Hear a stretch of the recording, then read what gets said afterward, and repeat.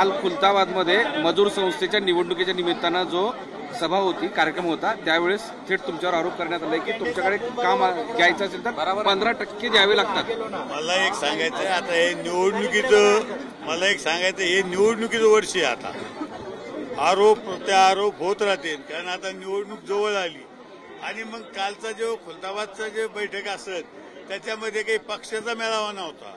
त्याच्यामध्ये राष्ट्रवादी काँग्रेस, भाजप असेल, शिवसेना असेल आणि उभाटा असेल, शरद पवार गट असेल, काँग्रेस, सगळ्या गटाचे तिथं पदाधिकारी होते।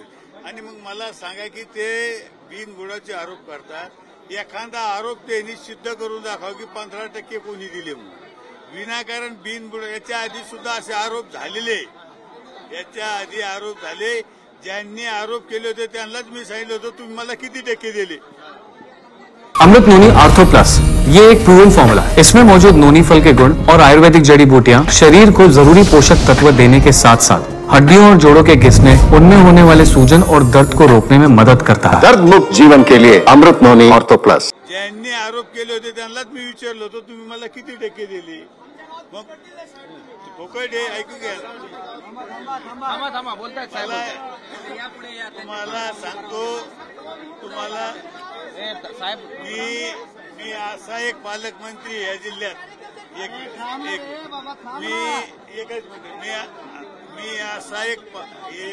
मी असा एक पालकमंत्री कुठल्याही कार्यकर्त्याचं रक्त शोषण केलेलं नाही।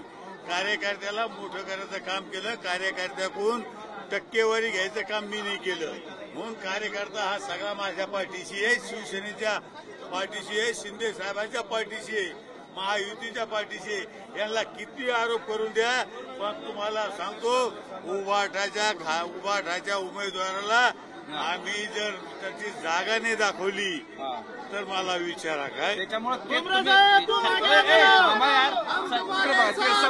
समोर तुम्ही खैरेंना पुन्हा एकदा दंड थोपटलेला आहे। मी बक्षीस पण जाहीर केले। खैरे हे आमचा म्हणजे विरोधक होऊच शकत नाही। आणि तुम्ही जे बक्षिसाचं बोलले, खैरेची पात्रता मला सांगायची, खैरेची पात्रता जादा 51 रुपयाची पात्रता ठेवू आपण त्याला। काय एखादं बक्षीस, त्यांना एखादं काम जर दाखवलं तर आपण त्याला 51 रुपये बक्षीस देऊ।